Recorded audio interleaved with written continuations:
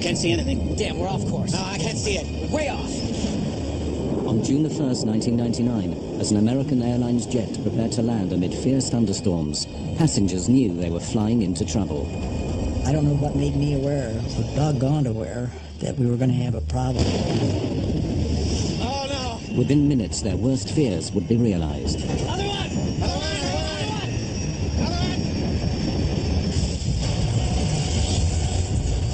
I'm yelling, get away from the plane. Run. Get away from the plane. I don't know where we're at, but there's a road that goes around the airport. Well, we got a lot of people hurt. This film tells the story of a tragic and avoidable disaster. The investigation would reveal a lethal combination of pilot error, the devastating effects of severe weather, and a dangerous race to keep the plane on schedule. It would also uncover disturbing evidence of an industry-wide failing, one that could kill again at any time.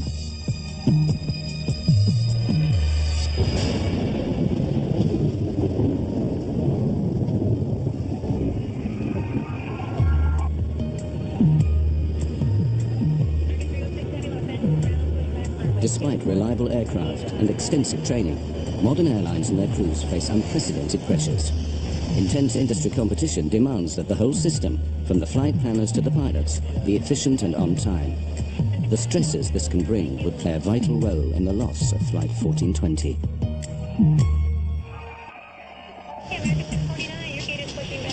For a large operator like American Airlines, the pressures start with a complex task of scheduling their vast fleet. Dispatchers direct the planes around the world in a carefully choreographed dance.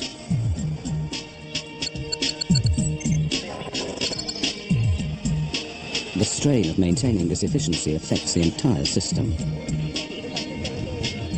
Of course, competition has become very intense, a lot of pressure on the dispatchers, pilots, flight attendants, and basically the whole infrastructure to accomplish the mission and make a dollar. Every effort is made to ensure that nothing disrupts these fragile schedules. But there is one variable that no airline can control: the weather.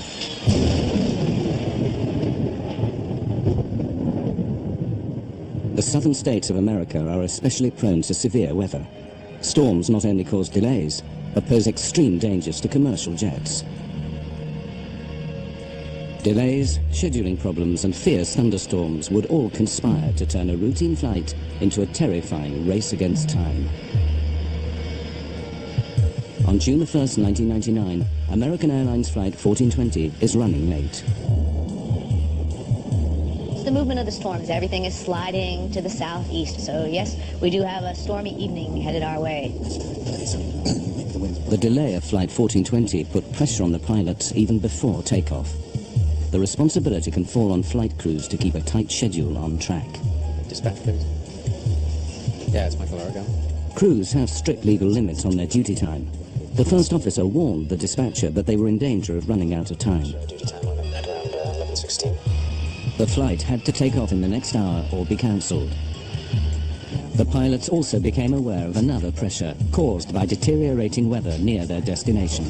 Pilots had a weather briefing that they got before they departed Dallas-Fort Worth, which provided the forecast, the weather alerts. The dispatcher and the captain preparing for the flight looked at the weather information and thought they could get to Little Rock before the thunderstorms impacted.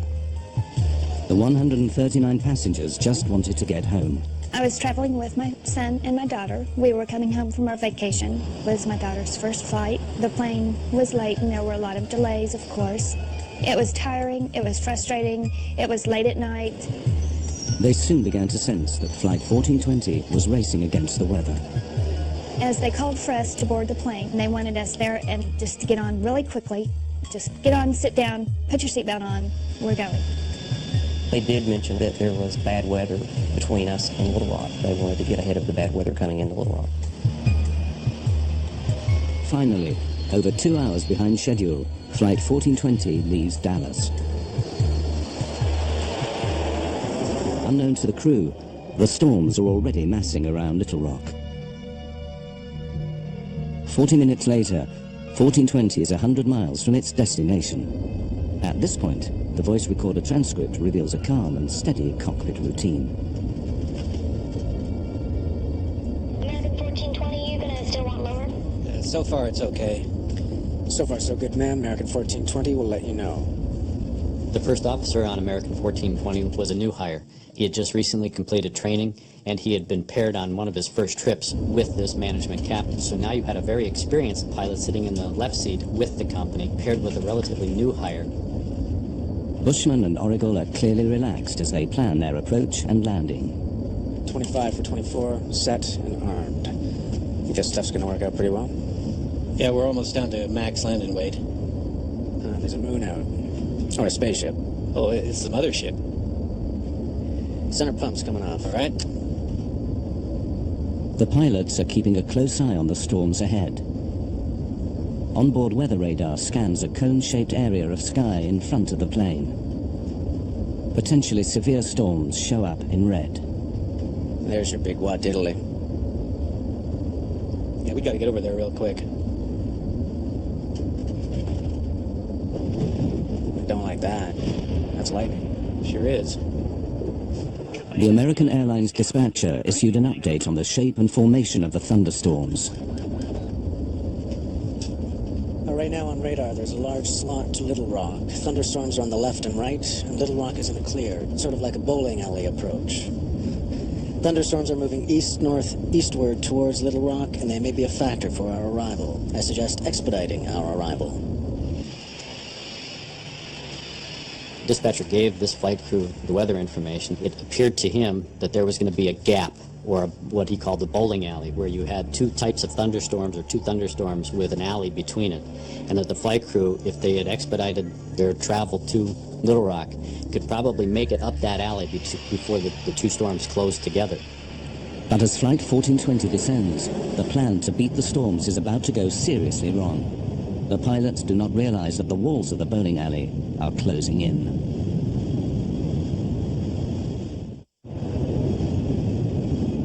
The route flown by American Airlines Flight 1420 is flanked by treacherous thunderstorms, a corridor the pilots call the bowling alley. With 80 miles to go, the path to Little Rock still appears to be clear. This is the bowling alley right here. Yeah, I know. In fact, there are the city lights. Straight there. You want to go down? Not yet, but pretty soon.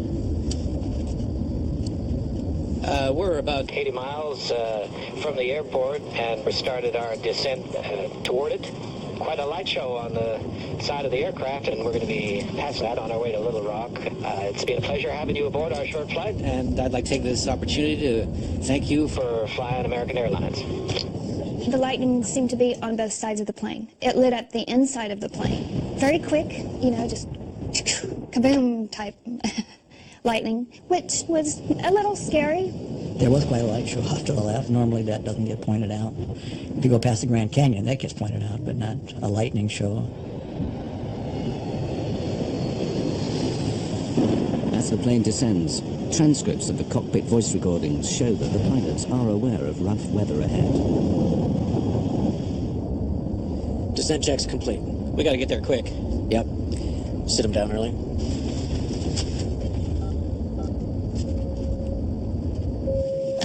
Hello? I think it's going to get a little bumpy here again, if you don't mind. Do we need to sit down? Well, how far through are you? We're almost done, but not quite. Well, finish it up real quick. Okay.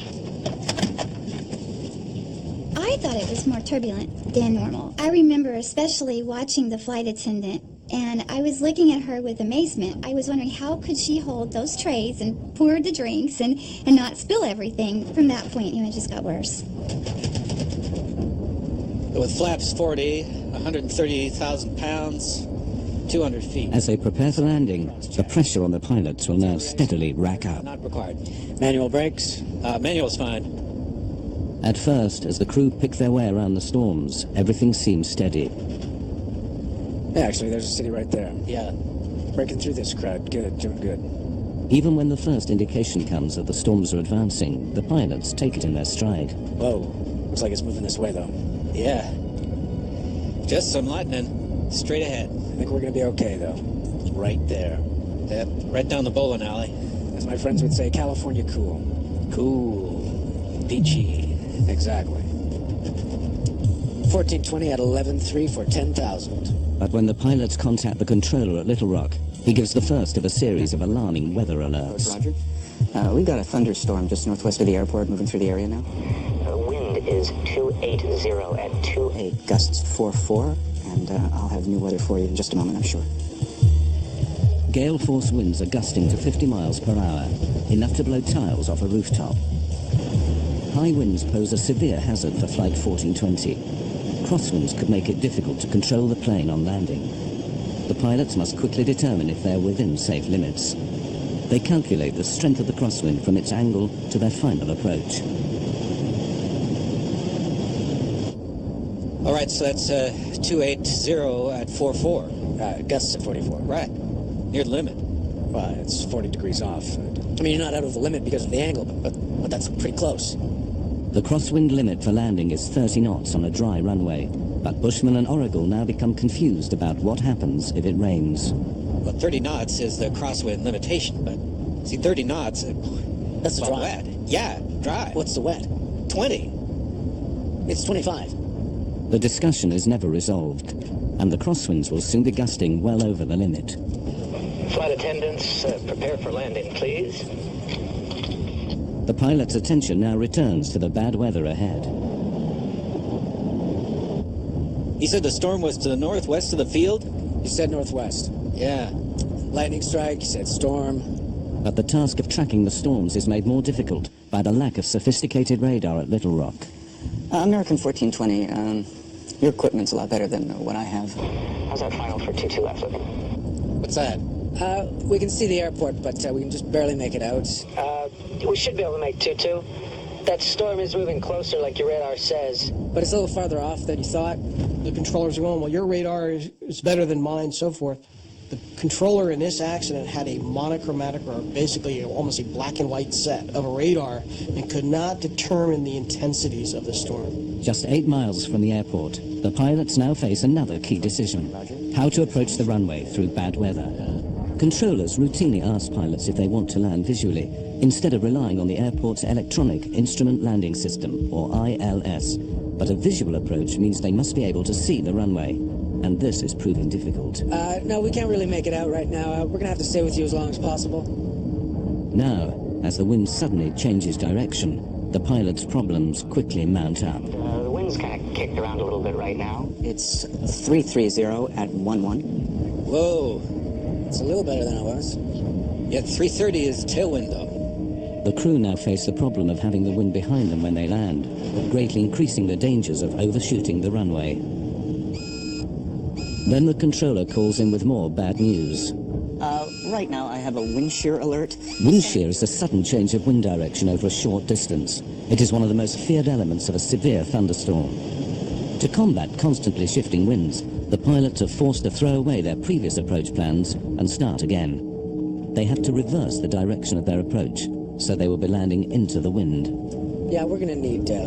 We would rather go into the headwind, sir. The pilot's decision to land in the opposite direction is a prudent move, but it will create serious problems. Okay, right turn 250. The long way around? Yes, sir. You're a little close to the airport. Yeah, right. 250, that'll work. As the pilots turn to their new approach, the aircraft's weather radar, which scans in front of the plane, loses track of the thunderstorms. Worse still, the turn delays landing by more than 10 minutes. And with every passing moment, the storms are growing in intensity. Runway 4 right, 111.3042. I think that was the airport below us. Yeah, right, okay. Switching runways, keeping track of the storms, all add greatly to the pilot's heavy workload. Okay, 2217, glide slope, intercept all the way down. Just approached right turn to 4,000. Let's see, you got the airport, right? So yeah, I don't have the airport. Well, I'm saying you've got the ILS. Yeah, I got the ILS. Airline pilots, they make their money when they're flying into bad weather. When the weather goes down, now all of a sudden the workload starts to increase because you have to factor in low clouds, rain, lightning, thunderstorms, wind. All of these elements start to bombard you the closer you get into the airport environment. American 1420, it appears we have a second part of this storm moving through. The wind now is 340 at 16, gusts 34. With the storms worsening, the pilots need to make it to the airport as quickly as possible. You want to accept the short approach? Keep it tight? Yeah, but if you can see the runway, because I don't quite see it. Yeah, it's right there. All right. See it? You just point me in the right direction now. I'll start slowing down. Give me flaps 11. Damn, it's heading right over the field. American 1420, did you call me? We got the airport, but we're going right in between clouds. I think it's to my right. Off my 3 o'clock low, about 4 miles. American 1420, that's it. Do you want to shoot the visual approach, or you want to go out for the ILS? A visual approach will allow 1420 to reach the airport faster than one that depends on instruments. I can start the visual if we can do it. American 1420's cleared, visual approach, runway 4 right. If you lose it, need some help, let me know, please. But a visual approach means the pilots must keep the runway in sight at all times. The transcripts now reveal rising confusion on the flight deck as the captain struggles to fix the position of the airport. Okay, did you notice something? Did you see the airport there? Where? There, okay? Right. You're on a base for it, okay? It's right there. Well, I'm on a base now? It's like a dog leg. We're coming in, and there it is, right there. I lost it. You're downwind of it. It's right there. Well, I still don't see it. Just vector me. I don't know. American 1420, monitor 118.7, runway 4 right, cleared to land. The wind now 330 at 21. 18.7 will monitor, American 1420, thanks. Clear to land, runway 4. You see, those red lights there. Now, what are they in relation to? There's the runway. There's 2 runways. Yeah, I know. See, we're losing it. I don't see how we can maintain visual. The pilots now have to abandon their direct visual approach and request help from Little Rock's instrument landing system. But this delays landing even further. Approach, American 1420. American 1420, yes, sir. Yeah, there's a cloud between us and the airport, and we've lost the field. We're on a vector. Well, basically we're on the last vector you gave us. Which is like a dog leg, it looks like. American 1420, can you fly heading 220? I'll take you out for the ILS. This news footage shows the storm on the night of the crash. As heavy rain cuts visibility even further, Captain Bushman becomes frustrated. See, I hate droning around visual at night and weather without having any clue where we are. The thing that was really getting to me was I knew we were getting very low. I knew that the rain was not letting up and that we were being jolted around quite heavily. See how we're going right in the middle of this crap. Right. Approach, American 1420.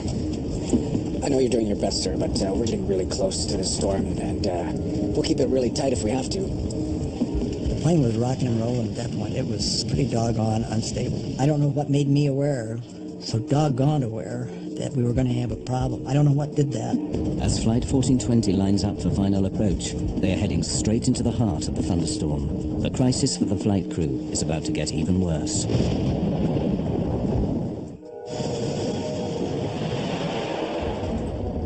With Flight 1420 4 minutes from touchdown, severe thunderstorms give the pilots another major problem. Blinding rain and thick cloud are obscuring the airfield. The visibility on the runway, known as RVR, is getting dangerously low. We're going right into this. American 1420. Right now we have heavy rain on the airport. I don't have new weather for you, but visibility is less than a mile. And the runway 4 right RVR is 3,000. Visibility is down to 3,000 feet. The pilots are unsure if it's safe to land. 3,000? Roger that, 3,000, American 1420. This is 4 right, correct? American 1420, that's correct, sir. And runway 4 right, cleared to land. The wind's now 350 at 30, gusts 45. Can we land? 030 at 45, American 1420. 3,000 RVR, we can't land on that. No, 3,000 What do we need? No, it's 2,400 RVR. Okay, right. Yeah, we're fine. All right. 15. Landing gear down. Lights, please.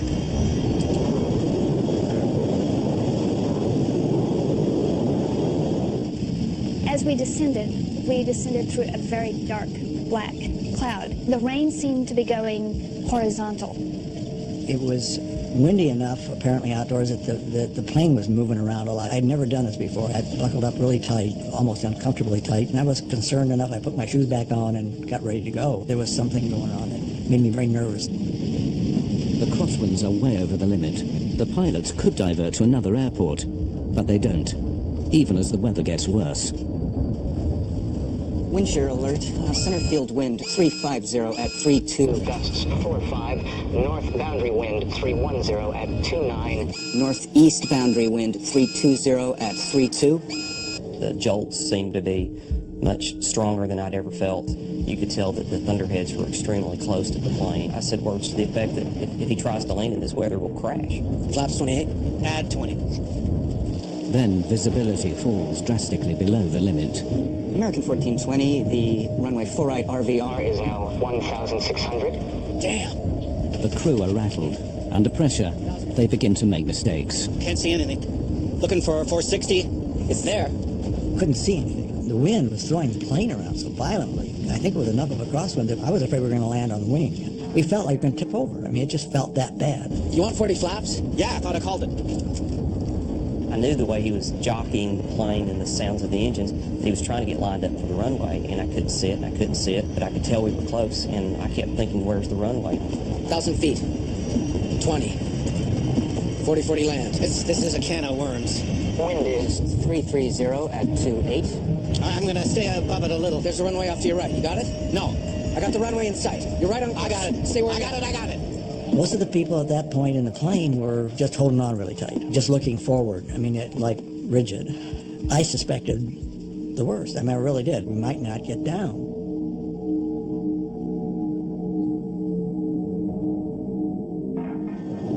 In the midst of fierce thunderstorms, Flight 1420 is about to land at Little Rock. Low visibility and high winds make the final approach treacherous. Wind 330 at 25. 500 feet. Plus 20. Wind 330 at 23. Damn, we're off course. I can't see it. We're way off. I can't see anything. Got it? 100 feet. 50 feet. 40. 30. 20. 10.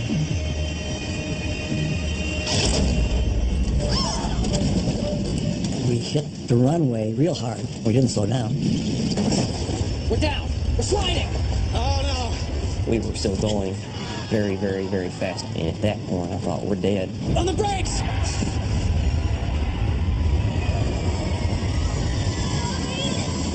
It was just chaos. It was terrifying. Quite literally terrifying. Other one!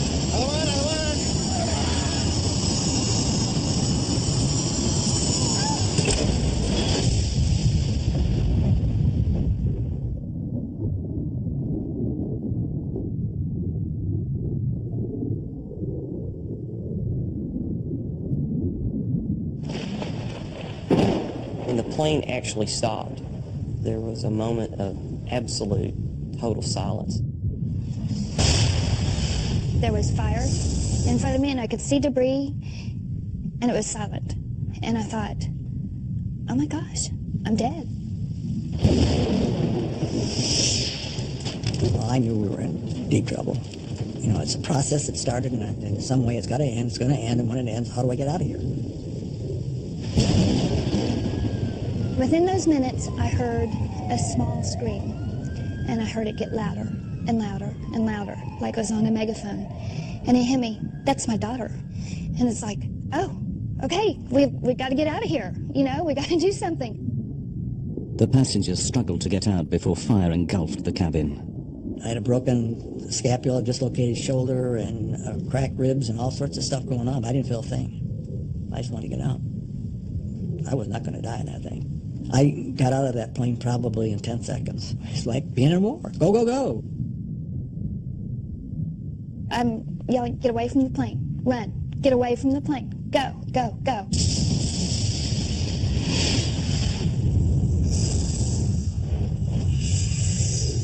Some folks looked like they'd been in an explosion. Their clothes were tattered. I saw a man using his cell phone to call for help.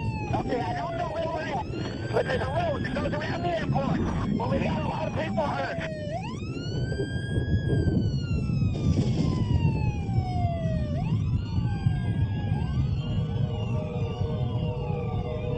Traveling at over 100 miles an hour, the aircraft ran off the end of the runway, plowed down a 25-foot embankment, and slammed into a steel walkway. The plane was ripped into several pieces. The wreckage finally came to rest on the muddy banks of the Arkansas River.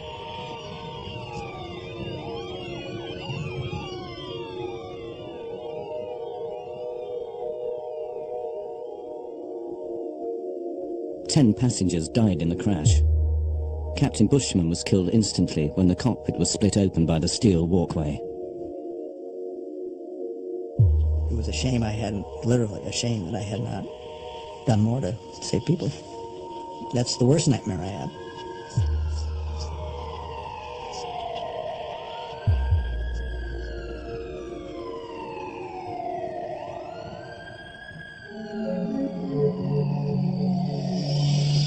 The U.S. National Transportation Safety Board was immediately notified. Greg Feith was the NTSB's chief investigator. The night American 1420 happened, I received a phone call about 1 o'clock in the morning from our communications center at the NTSB advising that there had been an aircraft accident at Little Rock, and there may be some fatalities involved. Fellow investigator Don Ike was quickly on the scene. There's a sense of adrenaline as an accident occurs like this, where you're being launched to the accident scene. And there's a strong urge to get there, to try to find out what happened, to document the facts so we can prevent it from happening. The NTSB set up a command center close to the site. They would spend the next 18 months piecing together the events that led to the crash. We did have a basic idea when we got on scene of what had happened. We just didn't know why. We knew the airplane went off the end of the runway. We knew that the pilots couldn't stop it. We knew that the aircraft was destroyed going through this catwalk. We knew that the subsequent post-crash fire killed people. We just didn't know why at that point. The NTSB worked backwards from the impact, piecing together the sequence of events from the final approach all the way back to Dallas-Fort Worth. The first question for investigators was why the pilots had been unable to stop the plane. Analysis of the tire tracks left by the skidding plane showed a complete loss of control after touchdown. When you look at the width of those tire tracks, you then see that the airplane wasn't going straight, but in fact was sliding sideways. Here you have this machine that weighs 130,000, 140,000 pounds. It has 100 or so people on it. It is sliding uncontrolled off this runway. Something had gone terribly wrong on landing, and investigators had to find out why. They questioned the survivors of Flight 1420, who would provide an extremely important clue.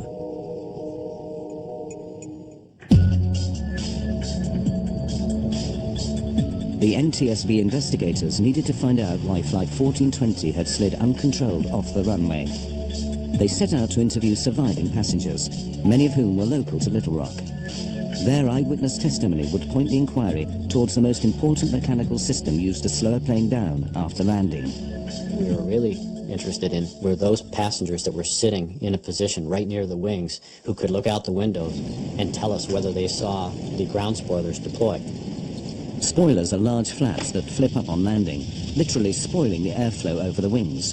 This prevents them from giving lift and allows braking to take effect.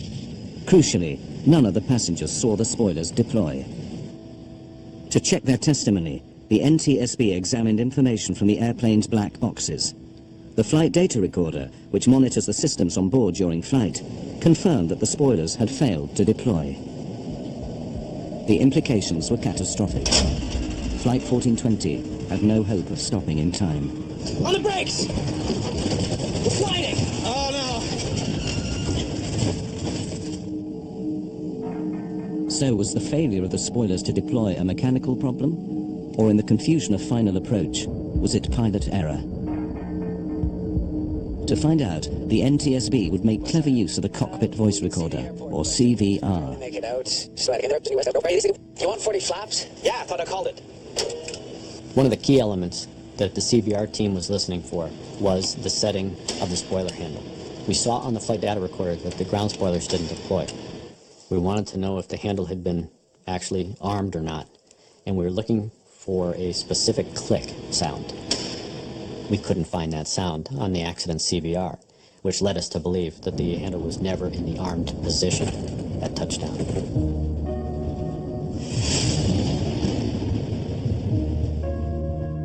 Intensely busy in the cockpit, the pilot simply forgot to arm the spoilers. Had they deployed, the MD-80 aircraft might have overshot the runway, but it would have stopped before hitting the catwalk. The pilots had made serious and ultimately fatal errors, but investigators wanted to know why.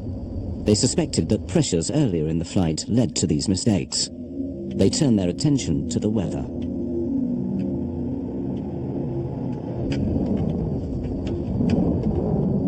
It was clear to us that severe weather had been in the area around the time of the accident. How it played a part was one of the things we had to try to discover. And putting the radar images in, the observations, trying to put it all together, would take weeks, of course, to get this information done. The NTSB wanted to know what role the weather had played in the crash, and had the pilots been fully aware of the dangers. See how we're going right in the middle of this crap. One of the concerns that all pilots have when they're trying to land an aircraft is, of course, making sure that the crosswinds that they may experience don't exceed the capabilities of either themselves or the aircraft. The wind's now 350 at 30, gusts 45. Can we land? This particular flight crew had a limitation, not imposed by themselves, but imposed by the company, and that was that they were not allowed to exceed a 10-knot crosswind on a wet runway. Crosswind limits are clearly stated in the operating manual. The crew of 1420 were flying beyond regulation limits. This is a can of worms. There's the runway off to your right. You got it? No. The effect of the winds can be seen in this NTSB animation, showing the captain's desperate last maneuvers. Winds definitely impacted the flight. If you look at the animation, you'll see them fighting the winds. Definitely not good. We're down. On the brakes. But when you start talking about a wet runway, thunderstorms, not good. But were the pilots of 1420 aware of the hazards posed by the severe weather?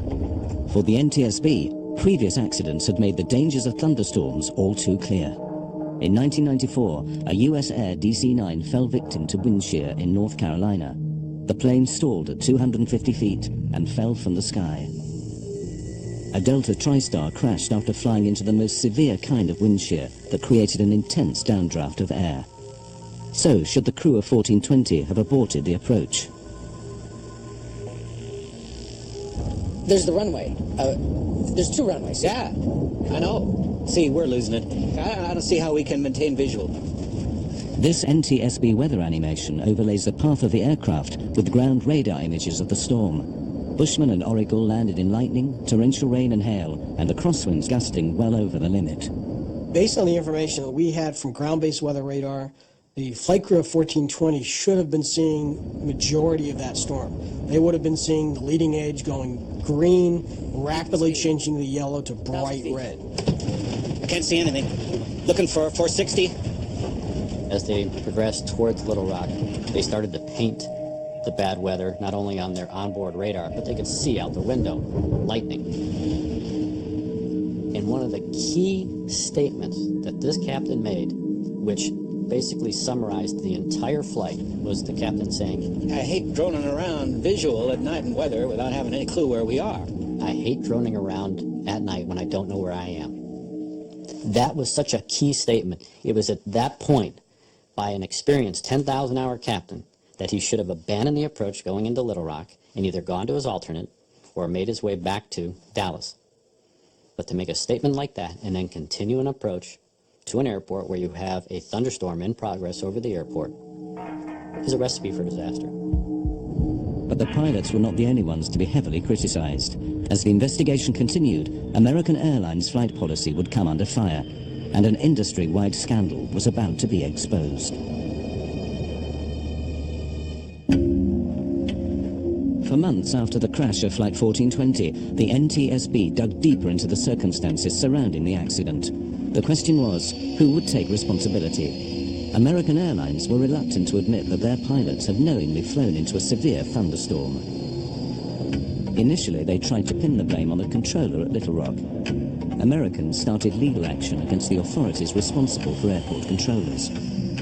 Americans' lawyers claim that the crew of Flight 1420 had not been given all the current weather information. American 1420, your equipment's a lot better than what I have.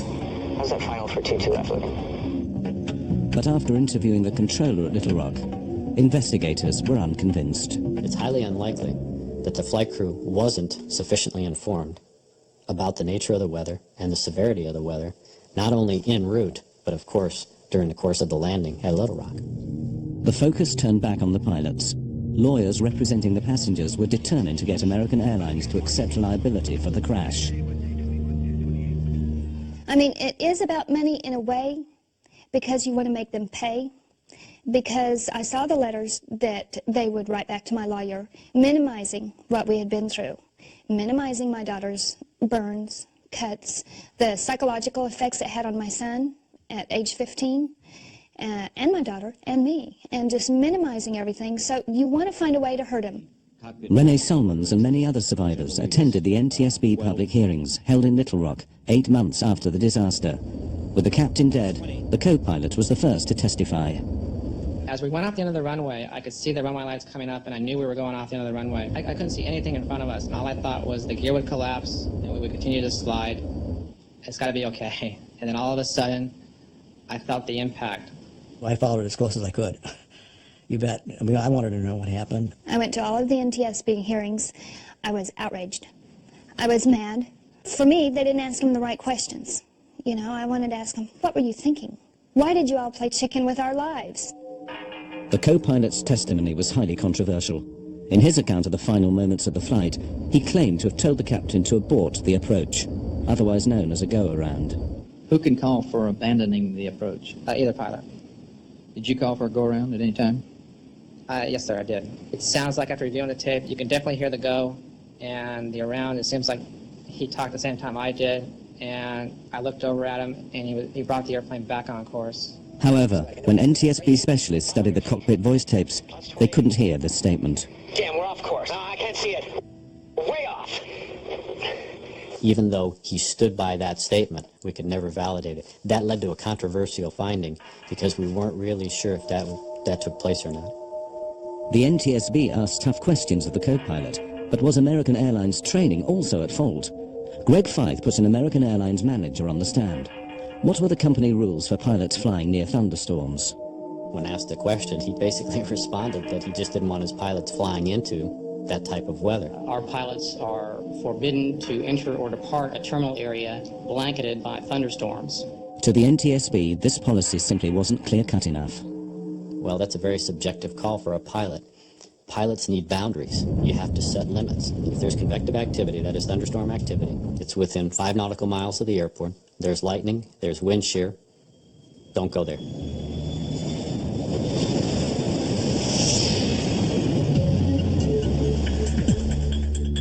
The deeper they looked, the more the NTSB found that flying into thunderstorms was disturbingly widespread.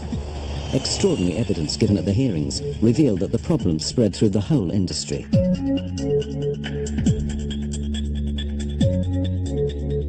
Expert analysts from MIT spent weeks recording the flight paths of planes landing at Dallas-Fort Worth. They waited for thunderstorms and watched how pilots reacted. Their animation plots the planes coming into land, overlaid with radar images of the storms. Anything yellow or orange is a potentially severe thunderstorm. Of the 2,000 encounters with thunderstorms, 2 out of 3 pilots flew into the storm and landed their aircraft. I was very surprised by the testimony at the public hearing, given the fact that they're flying the best equipment, typically have the best training, have the best information available to them. For those decisions to be made to continue into harm's way, it was very surprising to me that they tried to do that. Pilots know that if we go into that thunderstorm, we may not come out of that thunderstorm, and if we do, it may not be basically in one piece. Why did so many pilots fly into danger? The MIT researchers found pilots were more reckless if they were behind schedule, if it was night, and if aircraft in front of them were also flying into bad weather. In the Little Rock case, 2 of those 3 elements were present. It was night, and they were running late.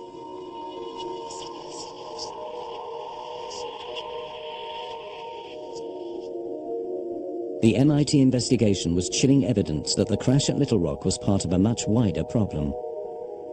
We're not seeing a major improvement, put it bluntly. There's a limited time for training. Weather was a significant part that set up the stage of this accident. We do not condone any operation to be conducted in such weather. It is a known severe weather hazard, and it should have been suspended, no operation. Ironically, it also emerged that new technology may be partly to blame for bad decision-making.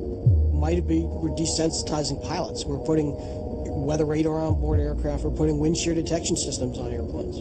Most of these systems only react when you're in the hazard. That time, it may be too late. But the root causes behind the crash of 1420 went even deeper. Why were the pilots so determined to land? Greg Fyfe found the answer back at Dallas-Fort Worth, before the flight even left the ground. There he found signs of a deadly condition in aviation known as get-there-itis. There may have been a sense of get-there-itis. The flight crew knew that they were pushing their 14-hour duty day. It had been a long duty day. The airport's right there. Let's try it. Let's see if we can accomplish the mission. Pilots are goal-oriented. We're mission-oriented. We will stick our nose in there to try and see if we can accomplish the mission. Sometimes we will accomplish that mission, but sometimes we get too far into it that we can't bail out. We don't have any more options, and bad things happen. For Flight 1420, the pressures of get-there-itis sparked a fatal series of mistakes and misjudgments. At the end of a long day, rushing to beat the storms and get the passengers to their destination, the crew of Flight 1420 made the basic mistake that cost 11 people their lives. They forgot to arm the spoilers. They were so busy trying to get the plane on the ground that they forgot to do what they needed to do. They didn't have time to do it.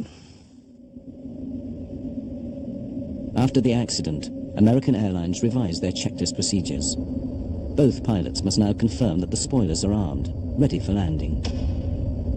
In October 2001, the NTSB published their report. They concluded that the two main causes of the crash were first, the decision to land in a thunderstorm, and second, the pilot's failure to arm the spoilers. American Airlines declined to take part in this film or comment on the findings.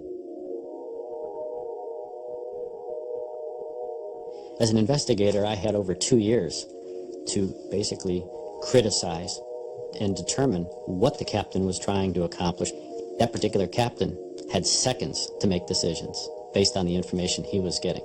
And while it's unfair for an axe investigator like myself to start pointing the finger, I wasn't there.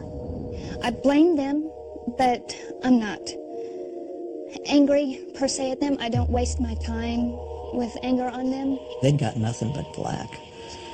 You can understand it, but I can't understand a person wanting to kill himself either. We've been out and visited his grave at the Air Force Academy a couple, 3 times, and the guy just got caught up in a bad situation. I mean, been there, done that.